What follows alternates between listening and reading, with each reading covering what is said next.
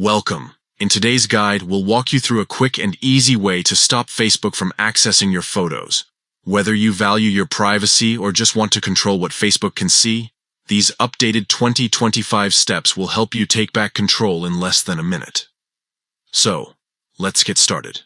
First, open your phone's settings. This is where you control what permissions apps have on your device. You'll likely find the settings icon on your home screen or app drawer. Just tap it to open. Next, scroll down until you see Apps, or sometimes it's called App Management, depending on your phone's brand or software version. This section allows you to manage every app installed on your device, including their permissions and data usage. Once you're inside the apps list, find and tap on Facebook. You might need to scroll a bit, especially if you have many apps installed. When you open the Facebook app settings, you'll notice several options related to storage, data, battery, and of course permissions. Now, tap on permissions.